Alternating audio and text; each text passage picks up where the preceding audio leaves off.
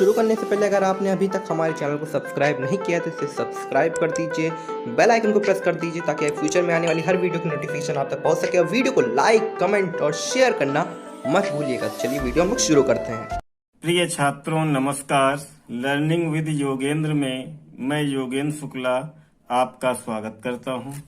बच्चों, हम लोग स्थिर वैद्युतिकी में आवेश के बारे में, आवेश के मात्रक, आवेश का क्वांटमीकरण, आवेशन क्या होता है, घर्षण द्वारा किसी वस्तु का आवेशन किस प्रकार करते हैं, चालन द्वारा आवेशन किस प्रकार करते हैं और प्रेरण द्वारा आवेशन किस प्रकार करते हैं, और आवेश संरक्षण का सिद्धांत, इन सभी टॉपिकों पे हम लोग चर्चा कर चुके हैं। अब जो हमारा आज का टॉपिक है वो है कूलाम का नियम।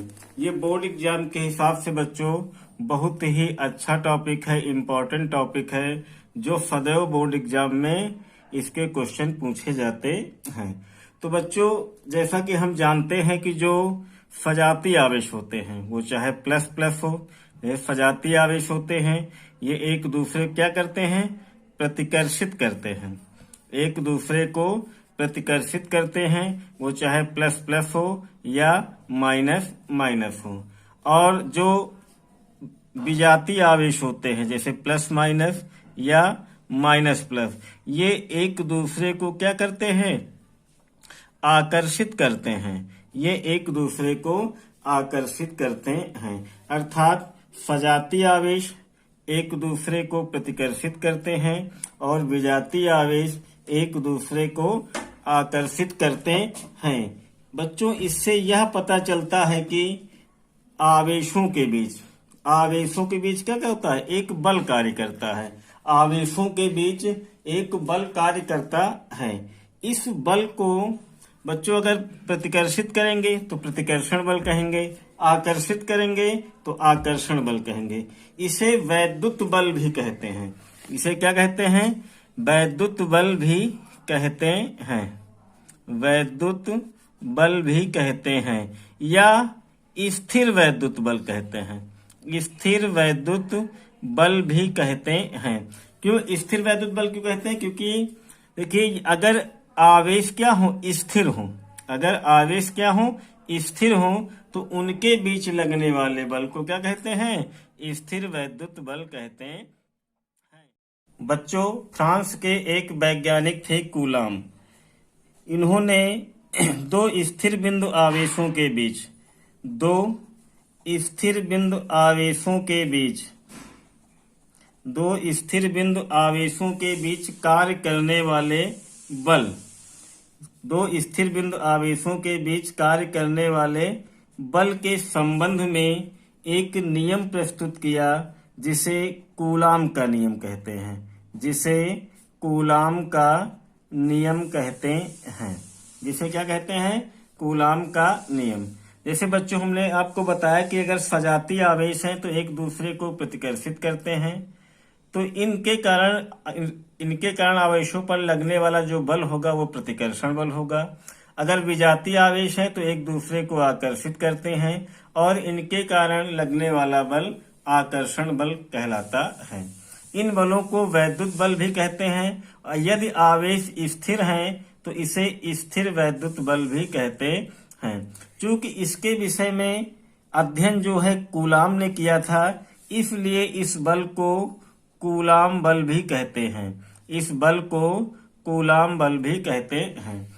अब देखिए कूलाम ने अपने नियम में क्या कहा, उन्होंने कहा कि दो स्थिर बिंदु आवेशों के बीच, उन्होंने क्या लिए, दो स्थिर बिंदु आवेश ले लिए। माना दो स्थिर बिंदु आवेश A और B है। बिंदु A पर आवेश मान लीजिए Q1 है और बिंदु B पर आवेश क्या है, Q2 है। बिंदु A पर आवेश Q1, बिंदु B पर आवेश क्या है, Q2। आवेशों के बीच मान लीजिए दूरी जो है, आवेशों के बीच की दूरी मान लीजिए क्या है, R है।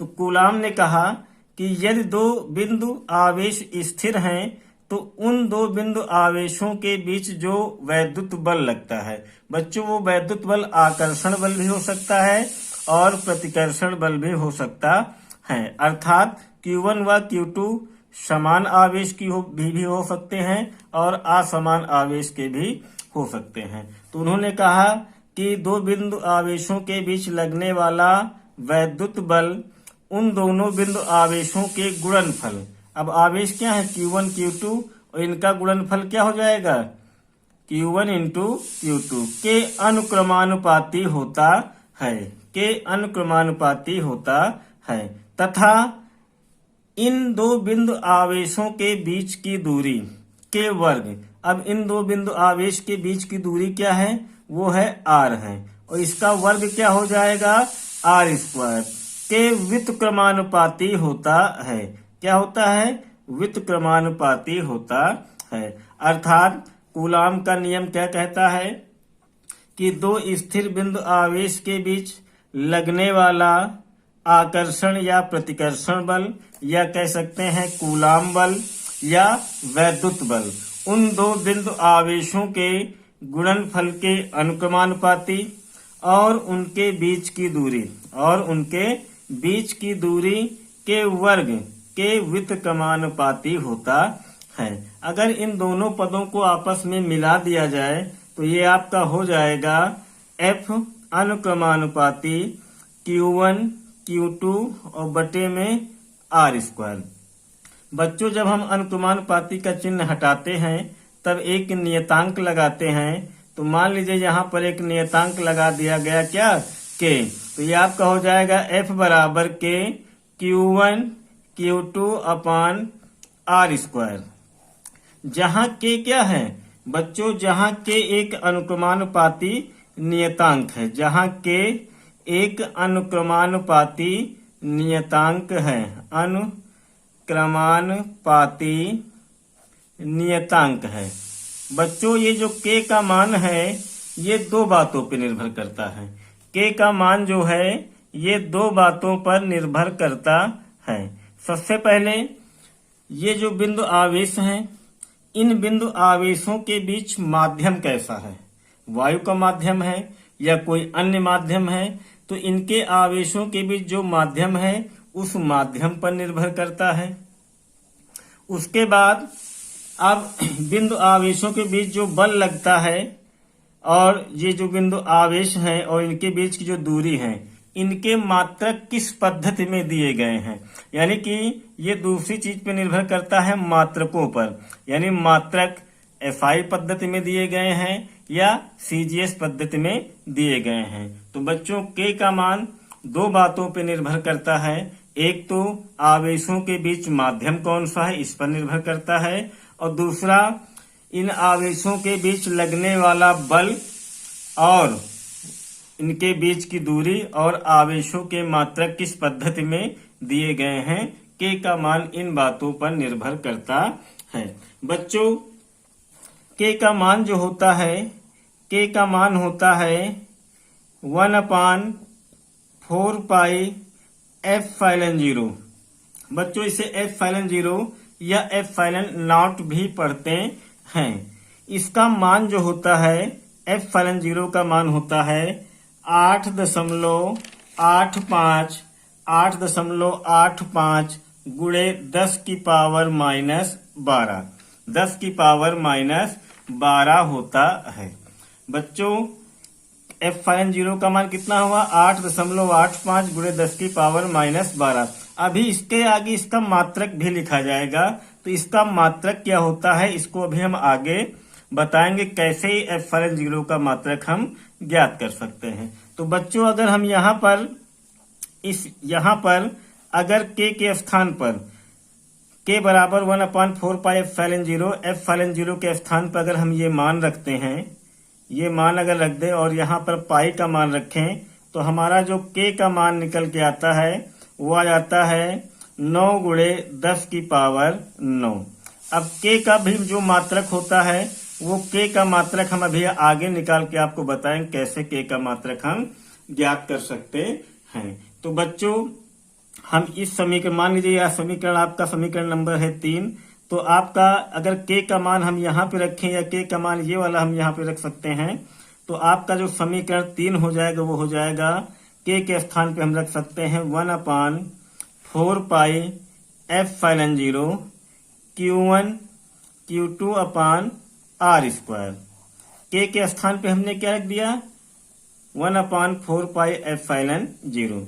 बच्चों इसके स्थान पे हम क्या लिख सकते हैं? F बराबर इसके स्थान पे लिख सकते हैं 9 गुणे 10 की power 9 Q1 Q2 upon R square. बच्चों ये है क्या? बल है। तो बल का मात्रक क्या होता है? न्यूटन होता है। तो बच्चों इसके आगे हम न्यूटन भी लिख सकते हैं। तो इस प्रकार बच्चों हम कूलाम के नियम की परिभाषा लिख सकते हैं। इस नियम के अनुसार दो स्थिर बिंदु आवेशों के बीच लगने वाला वैद्युत बल उन दोनों आवेशों के गुणनफल के अनुक्रमानुपाती तथा उनके बीच के दूरी के वर्ग, बीच की दूरी क्या है? आर का वर्ग के व्युत्क्रमानुपाती होता है। बच्चों यह बल जो होता है दोनों आवेशों को मिलाने वाली रेखा के अनुदिश भी होता है। जैसे ये दोनों आवेश हैं Q1 और Q2, तो इन दोनों जो आवेशों को जो रेखा मिलाती है इसके क्या होता है? अनुदिश कार्य करता है। तो बच्चों ये हमारा है कूलाम का नियम। अब हम आगे चर्चा करते हैं कि F∠0 का मान किस प्रकार ज्ञात कर सकते हैं और इसका मात्रक किस प्रकार ज्ञात कर सकते हैं और इसकी विमा किस प्रकार ज्ञात कर सकते हैं। तो आगे बढ़ते हैं बच्चों। सबसे पहले हम ज्ञात करते हैं कि F∠0 का मात्रक क्या होता है। तो बच्चों हमारे पास कूलाम के नियमानुसार जो फार्मूला निकला है वो है F बराबर 1/4πε0 या इसे ε0 भी पढ़ते हैं Q1 Q2 upon R square. बच्चों आपको पता है यहाँ F क्या है? बल है। तो बल का मात्रक क्या होता है? न्यूटन होता है। Q1 और Q2 क्या है? आवेश हैं। आवेश का मात्रक क्या होता है? कूलाम होता है। और R क्या है? आवेशों के बीच की दूरी है और दूरी का मात्रक क्या होता है? मीटर होता है। और हमें यहाँ F∠0 का मात्रक ज्ञात करना 1/4π एक विमाहीन राशि है, इसलिए इसका कोई मात्रक नहीं होता है। तो सबसे पहले इसको अगर हम इसके नीचे 1 माने और कैंची गुणा कर दें, देखिए जो नीचे वाली संख्या इसके साथ गुणा हो जाएगी तो ये आपका आ जाएगा F × 4π F∠0 × आर स्क्वायर और बराबर में आपका हो जाएगा Q1 Q2। तो ये आपका F∠0 बराबर आपका हो जाएगा Q1 Q2 और बटे में ये इधर गुणे में उधर जाएगा, भाग में हो जाएगा 4π और F × R square. 4π F × R. भाई F∠0 यहाँ शेष रह गया, बाकी जो इधर गुणे में उधर जाएगा भाग में। तो यहाँ पे देखिए F∠0 का मात्रक कैसे निकालते हैं। F∠0 का मात्रक बच्चों यहाँ Q1 क्या है? आवेश। तो आवेश का मात्रक क्या है? कूलाम। और Q2 भी क्या है? आवेश। फिर आवेश का मात्रक कूलाम, ये इंटू में तो इंटू में लिख दिया गया। 4π इसका कोई मात्रक नहीं होता है। F क्या है? बल। तो बल का मात्रक क्या होता है? न्यूटन होता है। और R क्या है? दूरी का मात्रक होता है मीटर। बच्चों यहाँ पर R का स्क्वायर है तो यहाँ पर मीटर का भी स्क्वायर हो जाएगा। तो इस प्रकार F∠0 का मात्रक जो हमारा आ जाएगा कूलाम गुणे कूलाम क्या हो जाएगा आपका? कूलाम स्क्वायर हो जाएगा और बटे में न्यूटन इंटू मीटर स्क्वायर। तो बच्चों इस प्रकार हम कह सकते हैं कि F∠0 का मात्रक कूलाम स्क्वायर प्रति न्यूटन मीटर स्क्वायर होता है। कूलाम बटे में जो पढ़ते फिर प्रति पढ़ते हैं बच्चों, कूलाम स्क्वायर प्रति न्यूटन मीटर स्क्वायर। इसे इस प्रकार शॉर्टकट में लिख सकते हैं F∠0 का मात्रक। कूलाम को क्या लिखते हैं बेटा? Capital C। तो C का स्क्वायर प्रति यानी बटे, न्यूटन के लिए N और मीटर के लिए केवल M लगाते हैं, स्मॉल m, और इसका क्या है? स्क्वायर। तो ये आपका हो जाएगा कूलाम स्क्वायर प्रति न्यूटन मीटर स्क्वायर। ये हमारा F∠0 का मात्रक हो गया बच्चों। बच्चों अब हम देखते हैं कि एप्सिलॉन जीरो का मान कैसे ज्ञात करते हैं। देखिए बच्चों, एप्सिलॉन जीरो का जो मात्रक होता है वो कूलाम स्क्वायर प्रति न्यूटन मीटर स्क्वायर होता है। देखिए इसके पहले अभी हमने बताया कि 1/4 पाई एप्सिलॉन जीरो का जो मान होता है वो 9 × 10⁻⁹ होता है। देखिए यहाँ एप्सिलॉन जीरो का मात्रक कूलाम स्क्वायर प्रति न्यूटन मीटर स्क्वायर है, लेकिन यहाँ पे जो एप्सिलॉन जीरो है वो 1 के बटे में है, यानी संख्या क्या हो गई, पलट गई। तो इसलिए यहाँ पर जो मात्रक होगा तो इसका मात्रक भी क्या है, पलट जाएगा। यानी एप्सिलॉन जीरो का मात्रक कूलाम स्क्वायर प्रति न्यूटन मीटर स्क्वायर होगा। वहीं पर 1/एप्सिलॉन जीरो है यहाँ पर, तो इसका मात्रक हो जाएगा न्यूटन मीटर स्क्वायर प्रति कूलाम स्क्वायर, क्योंकि 4 पाई क्या है, इसका कोई मात्रक नहीं होता है। तो बच्चों इसको कैसे सॉल्व करते हैं, सबसे पहले हमें यहाँ पर एप्सिलॉन जीरो का मान ज्ञात करें तो इसको कैसे ज्ञात करते हैं। बच्चों इसके नीचे हम एक छिपा मान सकते हैं, एक छिपा होता है सदैव किसी भी अंक के नीचे। तो इस संख्या को अगर हम पलट दें तो ये आपका हो जाएगा 4 पाई एप्सिलॉन जीरो बटे में 1। इधर वाली संख्या पलटेंगे तो ये आपका हो जाएगा 1 बटे में 9 × 10⁻⁹ 9 × 10⁻⁹। और ये आपका हो जाएगा, ये आपका मात्रक हो जाएगा कूलाम स्क्वायर प्रति न्यूटन मीटर स्क्वायर, क्योंकि पलटने पर देखिए ये मान भी पलट जाएगा और ये मात्रक भी आपका पलट जाएगा। कूलाम को हम कैपिटल C स्क्वायर भी लिख सकते हैं, कूलाम स्क्वायर को। तो यहाँ पे देखिए 4 पाई जो है एप्सिलॉन जीरो के गुणा में है, तो पक्षांतर करेंगे दूसरी ओर जाएगा तो किस में जाएगा, भाग में चला जाएगा। तो ये आपका आ जाएगा एप्सिलॉन जीरो बराबर 1/4 पाई और गुणे में 9 × 10⁻⁹ और साथ में आपका कूलाम स्क्वायर प्रति newton metre square, coulomb square प्रति न्यूटन मीटर स्क्वायर। यहाँ पर बच्चों आपको पाई का मान पता है, पाई का मान रखिए 4 × पाई का मान क्या होगा 3.14 और गुणे में आपको क्या है 9 × 10⁻⁹। अब इसको हम गुणा करेंगे बच्चों तो ये आपका हो जाएगा, आप गुणा करिए 4 चौक 16, 4 चौक 16 के 6 हासिल आए 1, 4 एकम 4 और 4 और 1 5, उसके बाद 4 ते 12, 4 ते कितना हुआ 12 हो गया। तो आपका आ गया 12.56 और साथ में आपको क्या बचा 9 × 10⁻⁹। इसके आगे हम लिखते जाएंगे इसका मात्रक कूलाम स्क्वायर प्रति न्यूटन मीटर स्क्वायर, यहाँ पर भी कूलाम स्क्वायर प्रति न्यूटन मीटर स्क्वायर। अब यहाँ 9 से इसको गुणा करेंगे तो ये आपका आ जाएगा एप्सिलॉन जीरो बराबर में, ये आप गुणा करेंगे तो 9 × 6 = 54, 54 का 4 हासिल आया 5, 9 × 5 = 45 और 5 कितना हो गया 50 हासिल आए 5, 9 × 2 = 18, 18 × 5 = 23 हासिल आए 2, 9 एकम 9, 9 2 11। अब यहाँ पे कितने अंक के बाद दशमलव है, 2 अंक के बाद दशमलव, 2 अंक के बाद दशमलव लगा देंगे बेटा।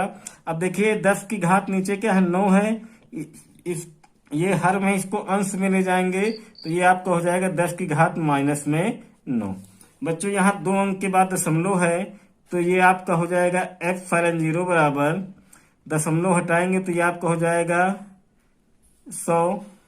भाई 2 अंक के बाद दशमलव तो ऊपर 2 जीरो बढ़ाएंगे और ये 11304 और गुणे 10⁻⁻9। बच्चों यहाँ पे टोटल अंक कितने 1 2 3 4 5।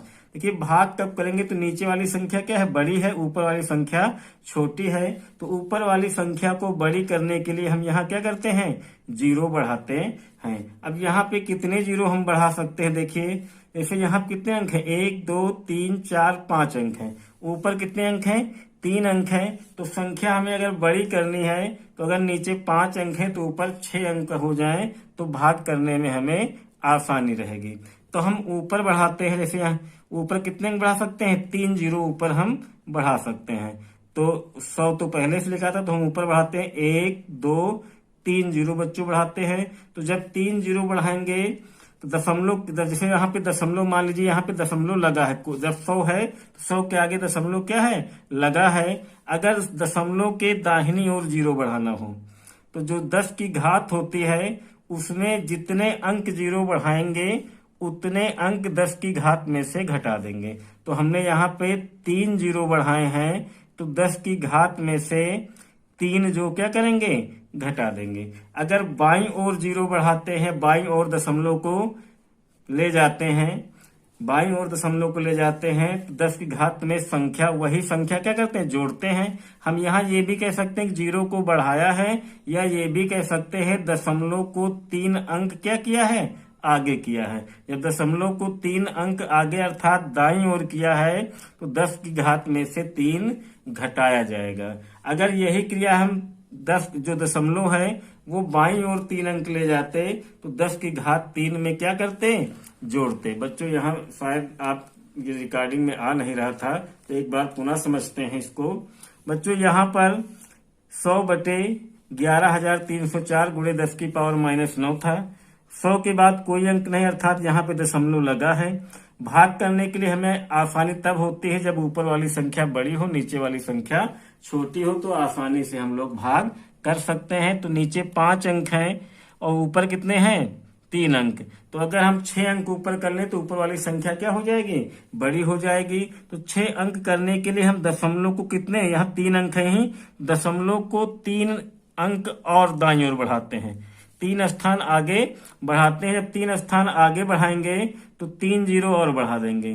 तो जब दशमलव दाईं ओर बढ़ता है, जितने अंक दाईं ओर बढ़ता है उतना 10 की घात में से घटा देते हैं। अगर दशमलव बाईं ओर बढ़ता, अगर दशमलव बाईं ओर बढ़ता, इस ओर बढ़ता, तो 10 की घात में उतनी संख्या को जोड़ दिया जाता है।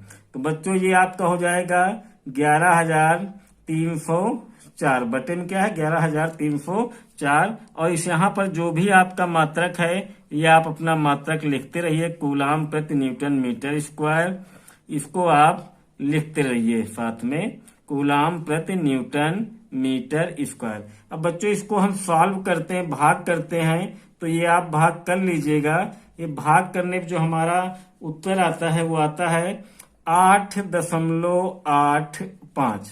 लगभग भाग करने में हमारा जो उत्तर आता है 8.85, और गुणे 10 की घात, यहाँ -9 और -3 कितना हो जाएगा, -12। और इसके आगे इसका मात्रक क्या है, कूलाम स्क्वायर प्रति न्यूटन मीटर स्क्वायर। तो बच्चों F0 का मान हम आसानी से यहाँ पर ज्ञात किए हैं। बच्चों F0 होता क्या है, F0 होता क्या है, यहाँ ये भी चर्चा करेंगे कि F0 क्या है, F0 क्या है। बच्चों F0 जो है निर्वात की वैद्युतशीलता है, F0 निर्वात की वैद्युतशीलता है।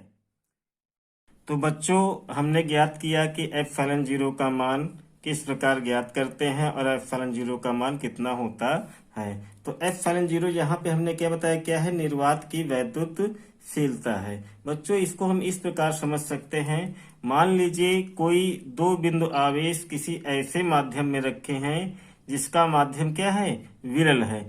तो वहां बिंदु आवेशों के बीच जो बल लगेगा, अगर माध्यम विरल है तो उनके बीच लगने वाला बल जो होगा वो चाहे आकर्षण बल हो या प्रतिकर्षण बल हो, उनके बीच लगने वाला बल कम होगा, क्योंकि वो माध्यम कैसा है, विरल माध्यम है। लेकिन अगर उन्हीं आवेशों को सघन माध्यम में रख दें तो उनके बीच लगने वाला बल विरल माध्यम की अपेक्षा अधिक होगा। तो इस प्रकार हम कह सकते हैं कि आवेशों के बीच लगने वाला बल जो होता है वो किस पर निर्भर करता है, F0 पर निर्भर करता है। यानी निर्वात के लिए F0 का मान 8.85 गुणे 10 की पावर -12 कूलाम स्क्वायर प्रति न्यूटन मीटर स्क्वायर होता है। लेकिन किसी अन्य माध्यम के लिए F0 का मान क्या हो जाएगा, वो बदल जाएगा। तो किसी अन्य माध्यम के लिए F0 को हम F0m लिखते हैं। क्या लिखते हैं, F0m, या केवल F0 लिखते हैं। तो बच्चों हमने अभी ज्ञात किया कि ये जो सॉरी, ये यहाँ पर जो एप्सिलॉन जीरो का मान है ये किसके लिए है? एसआई पद्धति के लिए है। एसआई पद्धति के जो मान है वो है, और ये 1/4 पाई एप्सिलॉन जीरो, इसका मान कितना है? 9 × 10⁹ न्यूटन मीटर स्क्वायर प्रति कूलाम स्क्वायर। ये मान भी आपका किस पद्धति में दिया गया है? ये एसआई पद्धति में दिया गया है। तो बच्चों हम इसको सीजीएस पद्धति में भी इसका मान ज्ञात कर सकते हैं। 1/4 पाई एप्सिलॉन जीरो का मान हम सीजीएस पद्धति में ज्ञात कर सकते हैं। तो बच्चों देखते हैं कि सीजीएस पद्धति में 1/4 पाई एप्सिलॉन जीरो का मान कितना होता है। और बच्चों 1/4 पाई एप्सिलॉन जीरो है क्या? ये क्या है? के है। के का मान है 1/4 पाई एप्सिलॉन जीरो। एसआई पद्धति में इसका मान 9 × 10⁹ न्यूटन मीटर स्क्वायर प्रति कूलाम स्क्वायर होता है। बच्चों अब देखते हैं सीजीएस पद्धति के लिए के का मान। तो बच्चों एक एक करके हम अपने सभी टॉपिकों को क्लियर करते चलेंगे।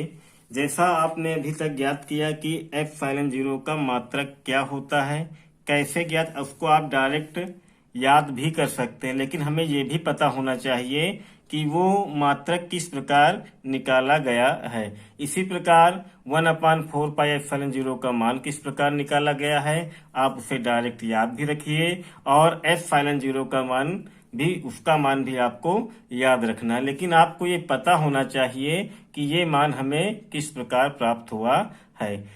ठीक बच्चों, तो अब हम देखते हैं कि 1/4 पाई एप्सिलॉन जीरो का मान सीजीएस पद्धति में कितना होता है।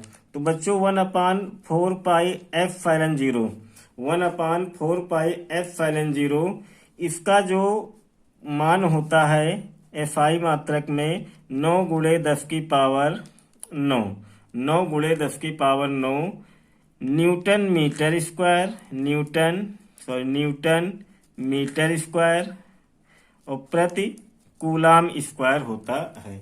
तो सीजीएस पद्धति के लिए हम लोग ज्ञात करते हैं कि सीजीएस पद्धति में 1/4 पाई एप्सिलॉन जीरो, या इसे क्या कहते हैं?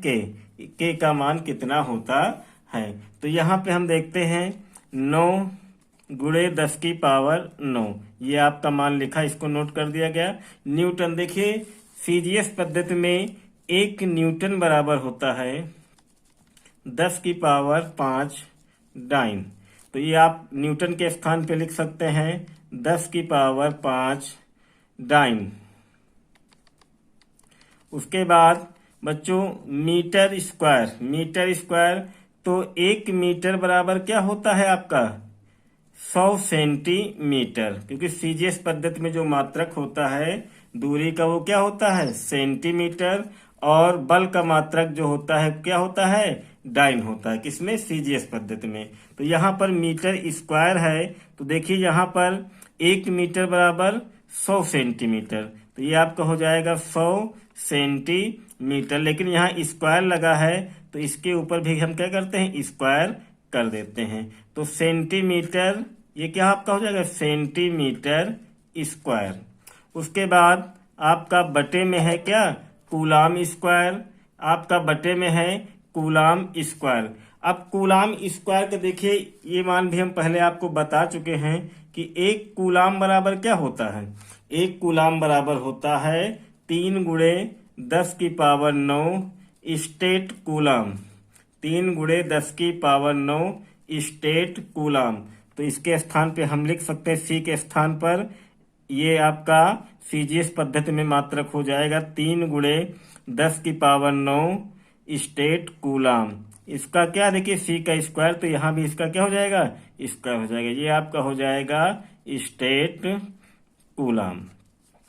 तो बच्चों बल का मात्रक सीजीएस पद्धति में डाइन होता है, दूरी का मात्रक सीजीएस पद्धति में सेंटीमीटर, और ये आपका आवेश का मात्रक जो सीजीएस पद्धति में होता है वो होता है स्टेट कूलाम। तो बच्चों इसको हम सॉल्व करते हैं। ये आपका के बराबर है, और के बराबर क्या होता है? 1/4 पाई एप्सिलॉन जीरो। तो यहाँ पे देखते हैं, ये आपका हो जाएगा 9 × 10⁹ और साथ में 10⁵ 5 और ये 100 का स्क्वायर, देखिए यहाँ पे 2 जीरो है, 2 जीरो के स्क्वायर क्या हो जाएगा, 4 जीरो हो जाएंगे। तो इसको हम लिख सकते हैं 10 की पावर कितना, 4, या ऐसे भी लिख सकते हैं 2 जीरो और बढ़ा देंगे इस प्रकार, यानी यहाँ पे कितने जीरो है, 4 जीरो है, तो 10 की पावर 4 लिख लिए। इसके बाद बटे में आपका है 3 का स्क्वायर आपका हो जाएगा 9, और 10 की पावर 9 का स्क्वायर, यानी कितनी बार इसको लिखेंगे, 10 की पावर 9 गुणे 10 की पावर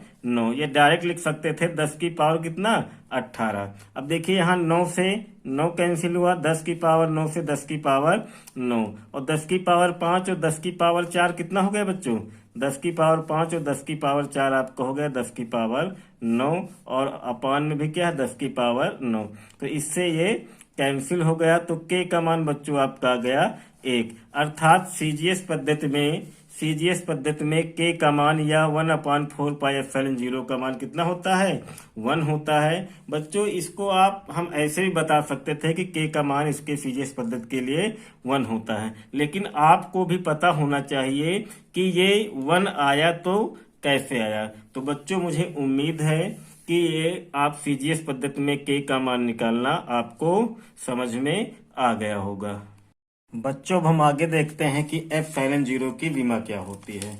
देखिए हमारे पास जो फार्मूला था F बराबर 1/4 पाई एप्सिलॉन 0 Q1 Q2 अपान R स्क्वायर था। अब यहाँ से अगर हम एप्सिलॉन 0 का मान निकालें तो एप्सिलॉन 0 बराबर हो जाएगा, एप्सिलॉन 0 को यहाँ भेज दे और F को यहाँ भेज दे, तो ये आपका हो जाएगा 1/4 पाई F इंटू Q1 Q2 अपान R स्क्वायर। ये आपका एप्सिलॉन 0 का मान आ गया। अब यहाँ एप्सिलॉन 0 की विमा कैसे ज्ञात कर सकते हैं, एप्सिलॉन 0 की विमा देखिए 1/4 पाई, ये आपकी एक विमाहीन राशि है। Q1 क्या है, आवेश है, आवेश की विमा क्या होती है, AT, आवेश की विमा AT। Q2 भी क्या है, ये भी आवेश है, तो आवेश की विमा क्या AT होती है। उसके बाद बटे में क्या है F क्या है, बल, तो बल की विमा क्या होती है, बल की विमा होती है MLT-2। उसके बाद बटे में और क्या है R स्क्वायर, R क्या है, दूरी अर्थात लंबाई, इसकी विमा क्या होती है L, इसका स्क्वायर है, तो ये क्या हो जाएगा आपका L2 हो जाएगा। तो इस प्रकार आपका ये हो जाएगा A इंटू A आपका हो जाएगा A2, T इंटू T आपका क्या हो जाएगा T2। उसके बाद ये आपका हो जाएगा M, L यहाँ L1 L2 ये आपका L3 हो जाएगा, और T-2।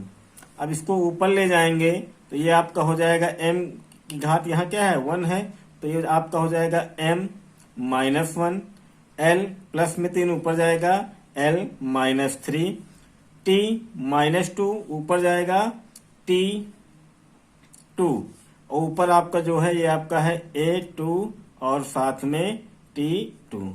तो ये आपका हो गया एप्सिलॉन 0 की विमा। यहाँ पे T2 और T2 इसको ऐड कर सकते हैं, इसकी घातें जुड़ जाएंगी, तो ये आपका हो जाएगा M-1 L-3 T4 और A2।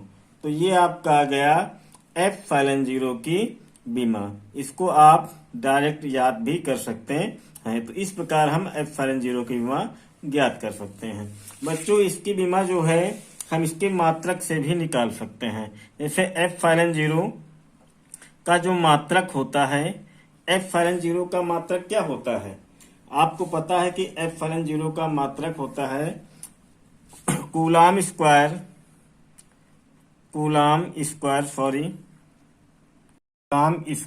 प्रति न्यूटन मीटर स्क्वायर। तो आपको पता है कि कूलाम स्क्वायर किसका मात्रक है, आवेश का मात्रक है। तो आवेश की विमा आपकी क्या हो जाएगी AT, तो यहाँ स्क्वायर लगा तो आपका A2 T2। इसी प्रकार अपान में क्या है N किसका मात्रक, न्यूटन, बल का मात्रक है, तो बल की विमा आप यहाँ लिख सकते हैं MLT-2।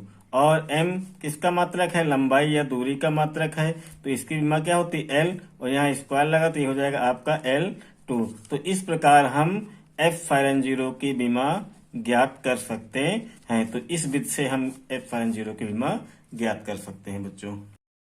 तो बच्चों आपको यहाँ एक नोट पॉइंट याद रखना है कि जब आवेश हवा या निर्वात में हो तब वैद्युत बल का मान जो होता है वो 1/4πε0 Q1 Q2 upon R square होता है। Q1 Q2 upon R square होता है। लेकिन जब ये आवेश निर्वात या हवा में न होकर किसी अन्य माध्यम में रखे हों, किसी अन्य माध्यम में रखे हों, तब वैद्युत बल का मान 1/4πε0 के into Q1 Q2 upon R square होता है। अब यहाँ पे के कहाँ से आ गया भाई? क्वेश्चन उठेगा कि ये के क्या है। तो बच्चों यहाँ के एक परावैद्युतांक है। के एक क्या है? परावैद्युतांक है। अब परावैद्युतांक होता क्या है? परावैद्युतांक होता क्या है? पहले तो ये जान ले कि ये एक विमाहीन राशि है। परावैद्युतांक जो होता है ये एक विमाहीन राशि है, अर्थात इसका कोई मात्रक नहीं होता है। तो बच्चों परावैद्युतांक का अर्थ होता है कि यह माध्यम का वह गुण है, माध्यम का वह गुण है जो आवेश के बीच, जो आवेश के बीच लगने वाले बल, जो आवेश के बीच लगने वाले बल या बल कह सकते हैं या वैद्युत बल, बल या वैद्युत बल के मान को कम कर देता है, के मान को कम कर देता है, के मान को कम कर देता है।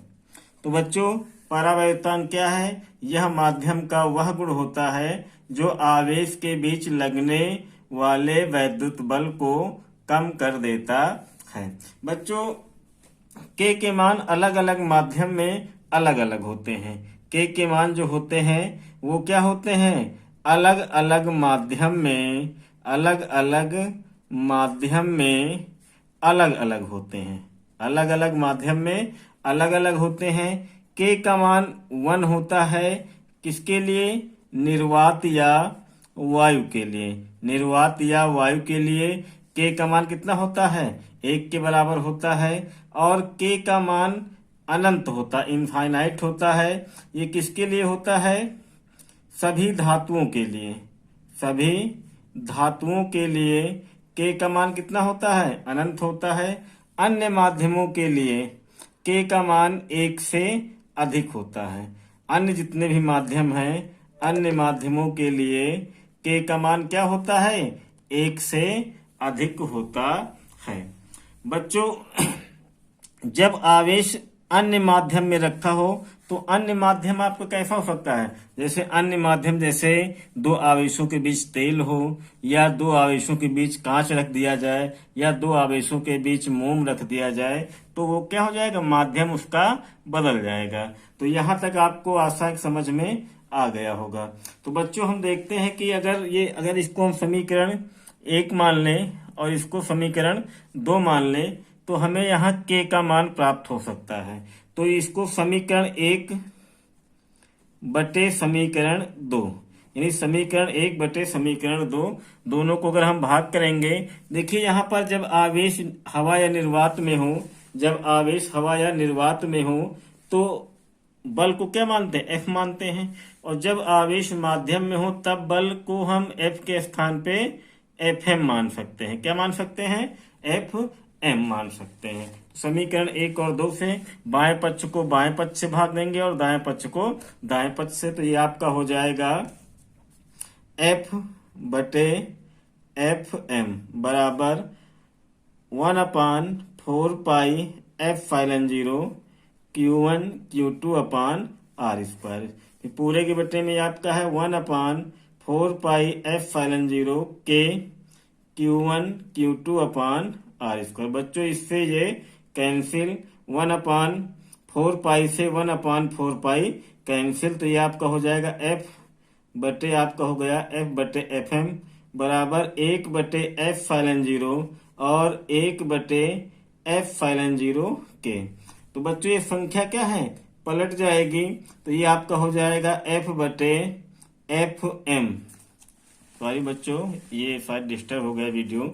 तो ये आपका हो जाएगा F बटे Fm इक्वल में हो जाएगा आपका 1/f∗0। ये संख्या गुणे में जाएगी तो संख्या पलट जाएगी। f∗0 के बटे में क्या आ जाएगा 1, तो f∗0 से f∗0 कैंसिल, तो ये आपको हो जाएगा f/fm इक्वल में क्या आ गया के। तो बच्चों यहां से हम परावैद्युतांक की परिभाषा भी ज्ञात कर सकते हैं, अर्थात हम कह सकते हैं परावैद्युतांक की परिभाषा दे सकते हैं कि निर्वात या वायु के बीच लगने वाला वैद्युत बल या किसी माध्यम के बीच किसी माध्यम में लगने वाला वैद्युत बल के अनुपात को ही क्या कहते हैं, परावैद्युतांक कहते हैं। बच्चों इसको हम दूसरे तरीके से भी ज्ञात कर सकते हैं। अगर हम आवेश जब माध्यम में हो तब जो वैद्युत बल होता है हम f∗0 के स्थान पे केवल f∗ भी लिख सकते हैं। हमने शुरुआत में ही बताया था कि किसी माध्यम के लिए हम f∗0 को f∗ या f∗m लिखते हैं, f∗ या f∗m लिखते हैं। तो अगर हम उस तरीके से लिखें तो हमारा जो ये समीकरण है ये क्या हो जाएगा आपका, देखते हैं यहाँ दोबारा देखते हैं इसको। तो हमारा समीकरण हो जाएगा f(m) बराबर 1/4 पाई f∗0 के था तो इसको हम मान सकते क्या, केवल f∗ इंटू Q1 Q2/r²। तो इस प्रकार हम इसको ज्ञात कर सकते हैं। इसको हम मान लेते हैं समीकरण 3। तो हम समीकरण 1 जो हमारा समीकरण 1 था ये हमारा समीकरण 1 है। समीकरण 1 और समीकरण 3 को भी लेकर हम k का मान ज्ञात कर सकते हैं। समीकरण 1 ये आपका है और समीकरण 3 ये आपका है। तो समीकरण 1 और 3 को भी लेकर हम k का मान ज्ञात कर सकते हैं। तो ये आपका हो जाएगा समीकरण 1 और 3 से समीकरण 1 बटे समीकरण 3। तो ये आपको समीकरण 1 में क्या था, f बराबर आपका था 1/4 पाई f∗0 Q1 Q2/r²। और समीकरण 3 है आपका fm बराबर 1/4 पाई f∗0 और Q1 Q2/r²। सॉरी यहाँ f∗0 नहीं केवल f∗ है। तो ये आपका हो जाएगा समीकरण 1 का मान ये हो गया, समीकरण 3 का मान ये हो गया। तो इसको हम अगर भाग करेंगे तो देखिए इससे ये पूरा कैंसिल हो जाएगा। 1/4 पाई से 1/4 पाई कैंसिल हो गया तो आपका बचेगा f/fm। ये आपका हो जाएगा 1/f∗0 और यहाँ बच जाएगा 1/f∗। तो ये संख्या इसको हम लिख सकते हैं 1/f∗0। अब 1/f∗ जब गुणा में जाएगा तो संख्या ये क्या है, पलट जाएगा f∗1। तो ये आपका आ जाएगा f/fm बराबर f∗f∗0। तो बच्चों इसके पहले हम f/fm का मान ज्ञात कर चुके हैं। तो यहाँ पे देखिए f/fm का मान क्या है, f/fm का मान है आपका कितना है, k है। तो f/fm के स्थान पे हम लिख सकते हैं k और इक्वल में क्या है f∗f∗0। इसमें हम इसका इसके नीचे एक मान के कैसे गुणा करेंगे तो ये आपका आ जाएगा f∗ बराबर k f∗0। बच्चों यहाँ f∗ क्या है, किसी माध्यम की वैद्युतशीलता है और f∗0 जो है निर्वात या वायु की वैद्युतशीलता है। तो यही हमारा संबंध है किसी माध्यम की वैद्युतशीलता और निर्वात की वैद्युतशीलता। तो ये हमारा क्या है, संबंध दर्शाता है। ये संबंध दर्शाता है निर्वात या वायु की वैद्युतशीलता, निर्वात या वायु की वैद्युतशीलता, निर्वात या वायु की वैद्युतशीलता या किसी अन्य माध्यम और किसी अन्य माध्यम की वैद्युतशीलता अर्थात ये एप्सिलॉन और एप्सिलॉन जीरो में संबंध है निर्वात की वैद्युतशीलता और किसी अन्य माध्यम की वैद्युतशीलता में संबंध। तो बच्चों ये हमारे कूलाम के नियम के जो सभी टॉपिक थे एक एक करके हमने आपको क्लियर किए। मुझे आशा है कि आपको सभी टॉपिक क्लियर हो गए होंगे, अच्छे से आपको समझ में आए होंगे। अगर आपको हमारी ये वीडियो अच्छी लगती है तो हमारे वीडियो को आप सब्सक्राइब कीजिए, हमारे चैनल को सब्सक्राइब कीजिए और वीडियो को लाइक कीजिए और अपने दोस्तों में शेयर कीजिए। बहुत बहुत धन्यवाद।